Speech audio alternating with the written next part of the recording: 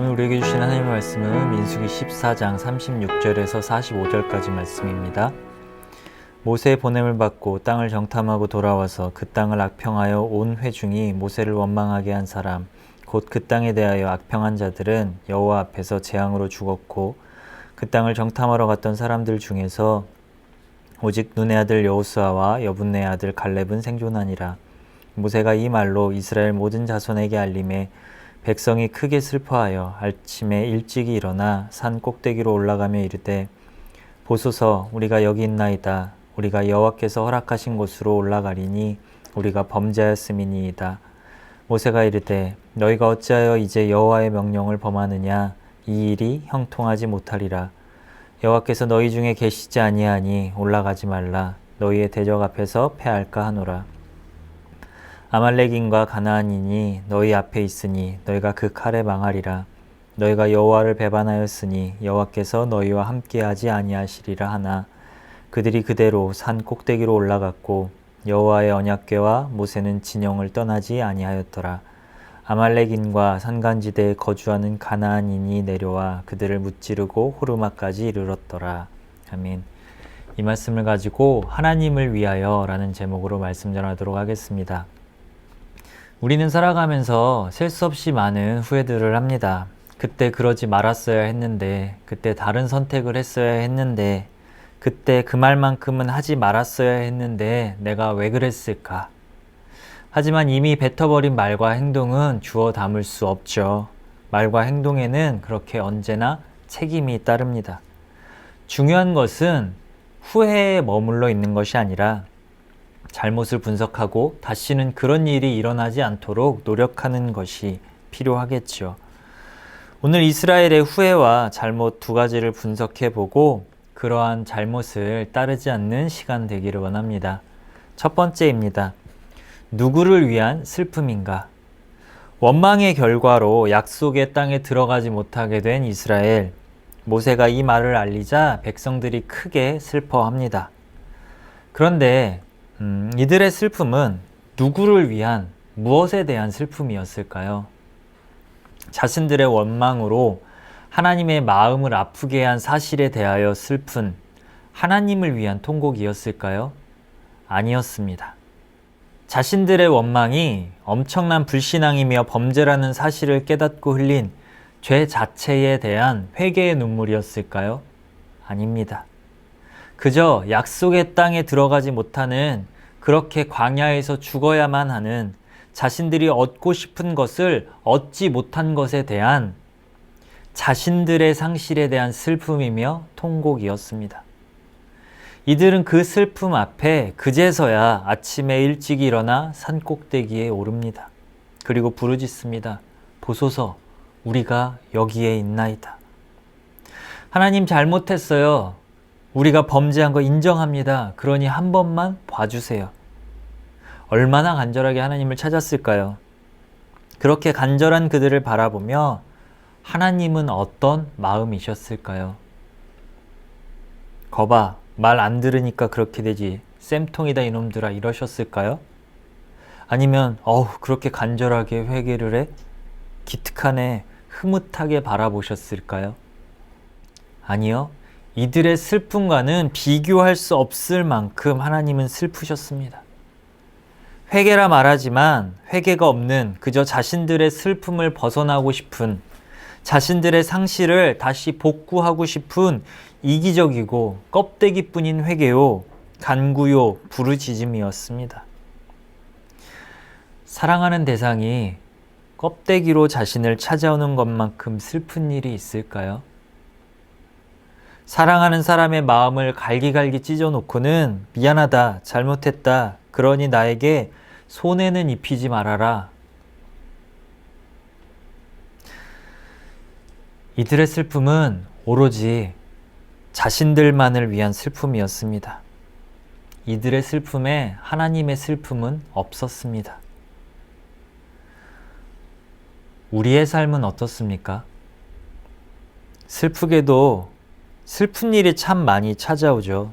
갖고 싶은 것을 가질 수 없게 되고, 소유했던 것들을 상실하게 되고, 절망의 현실이 나를 기다리고 있을 때 우리는 하나님께 어떤 슬픔을 가지고 나아가십니까? 나의 잘못으로 인해 벌어진 일에 대해서 하나님께 따지지는 않습니까? 하나님의 슬픔에는 관심 없고 나 속상한 일들만, 힘든 일들만 부르짖고 있지는 않습니까? 이들은 원망을 쏟아내기 이전에 산에 올라 부르짖어야만 했습니다. 그 슬픔을 가지고 하나님의 마음을 먼저 구했어야 합니다. 그랬다면 그 슬픔을 기대와 소망으로 하나님이 분명 바꿔 주셨을 것입니다. 오늘 하루 슬픔이 찾아온다면 어떻게 하시겠습니까? 왜 또 이런 일이 나에게, 슬픔에 빠지기 전에 슬픔을 기쁨으로 바꾸시는 하나님 앞에 먼저 나아가는 우리 되기를 원합니다. 아침에 일어나 가장 먼저 여호와의 산에 오르는 우리이기를 원합니다. 두 번째입니다. 누구를 위한 싸움인가? 우리가 여호와께서 허락하신 곳으로 올라가리니 라고 본문에 말합니다. 답정너죠. 이미 자기들이 답을 정해버렸습니다. 하나님께서 분명히 허락하지 않으셨는데 그 말을 무시하는 것이죠. 하나님의 뜻과 계획을 무시하는 것이죠. 하나님의 뜻과 계획은 상관없고 우리는 여호와께서 허락하신 곳으로 올라갈 거다. 이제는 더 이상 허락하신이 아니죠. 과거에 허락하셨던, 하지만 지금은 아닌 그곳. 이들은 안 들립니다. 자신들이 듣고 싶은 것만 듣고 자신들이 생각하고 싶은 대로 생각합니다. 이들이 골집을 부리자 모세를 통해 다시 말씀하십니다. 41절부터 모세가 이르되 너희가 어찌하여 이제 여호와의 명령을 범하느냐? 이 일이 형통하지 못하리라.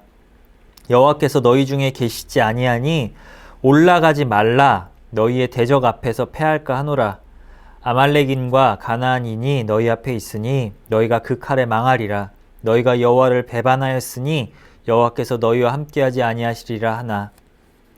모세가 분명히 알아듣게 말했습니다. 너네 이거 지금 하나님 명령에 불순종하는 거야. 너희들이 그렇게 고집 부리고 싸우다가는 저들의 칼에 망한다. 고집 부리지 좀 말아라. 하지만 이들은 이미 귀를 닫아버렸습니다. 44절 그들이 그래도 산 꼭대기로 올라갔고 하나님이 반대해도 난 그래도 할 거야. 싸울 거야. 내 힘으로라도 싸워서 얻고야 말 거야. 이들은 왜 이렇게 싸우고 싶은 걸까요? 누구를 위한, 무엇을 위한 싸움인가요? 하나님의 군대가 하나님을 위해서 싸우는 것이 아니라 철저히 자신의 욕망을 위해 왕의 명령을 무시하는 반역을 저지르면서까지 싸우는 현실.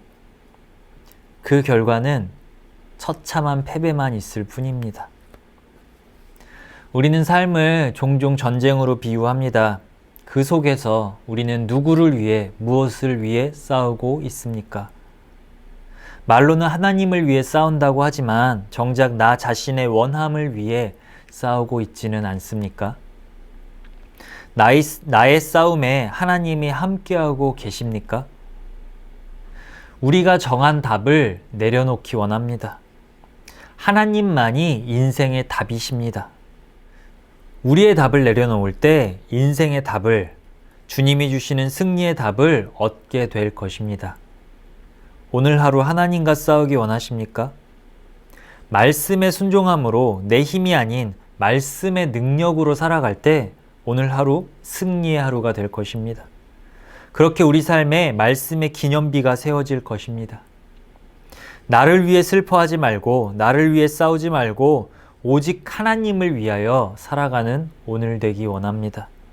그럴 때 오늘은 기쁨의 하루, 승리의 하루가 될 줄 믿습니다. 기도하겠습니다. 하나님, 우리의 삶 가운데 수많은 슬픔과 수많은 싸움이 찾아옵니다. 주님, 그 슬픔과 싸움 앞에서 그것들이 누구를 위한 것인지, 무엇을 위한 것인지 바로 아는 저희들 되게 하여 주십시오. 나를 위하여가 아니라 오직 하나님을 위하여 살아가는 저희들 되기 원합니다.